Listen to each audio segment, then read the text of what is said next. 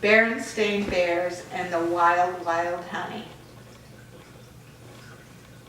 Papa Bear was relaxing in his hammock. Brother Bear was riding a skateboard, and Sister Bear was skipping rope. "Papa," called Mama from the kitchen window of the bear's treehouse. "Instead of snoozing, I should think you would come do some chores around the house." But Papa wasn't snoozing. He was deep in thought, thinking about his favorite thing, honey. Especially the wild, wild honey in the gnarled old bee tree deep in the dark forest. "Papa," said Sister, "Mama's calling you to do chores." "Chores? What kind of chores?" asked Papa. "Take your choice," said Mama. "There's a broken step, some loose bark, and all the faucets in the house drip." "Of course, my dear, I'll take care of it. You can count on me." But Papa was still thinking about ways to get that special honey, the wild, wild honey in the gnarled old bee tree deep in the dark forest.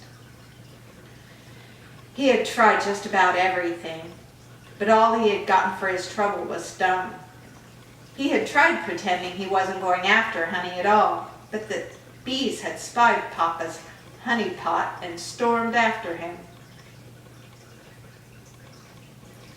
He had tried hiding in the bushes until the worker bees left on their daily rounds. Then he tried to break into the bee tree and tooth and claw, but that hadn't worked either.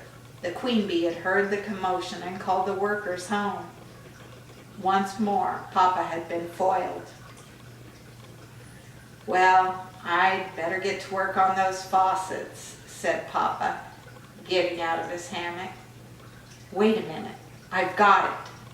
What an idea, the perfect way to get wild, wild honey. Quiet, easy, and safe." He went into his workshop and came out with a faucet.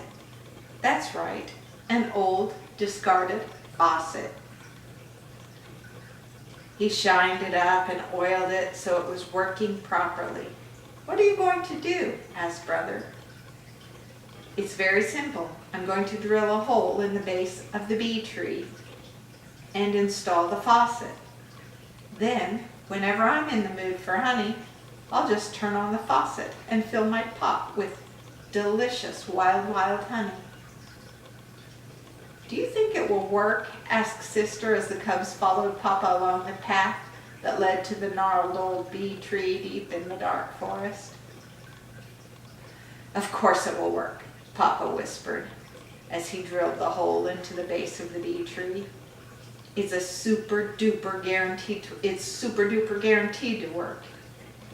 It began to look as if Papa was right. He worked quietly so as not to alert the queen bee or any of her subjects. Indeed, there wasn't a bee in sight. Soon, Papa's invention was ready. "Now I'll turn on the faucet, and yum, I can almost taste it. We'll have instant honey." Papa turned the handle. "Papa, look out!" cried the cubs. For what came out of the faucet was not instant honey, but instant bees.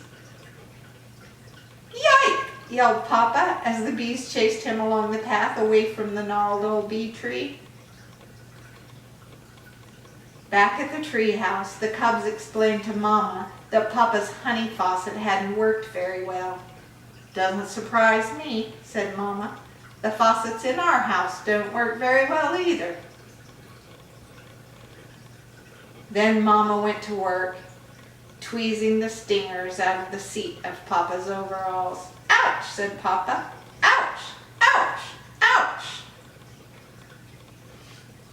Grandma loves you.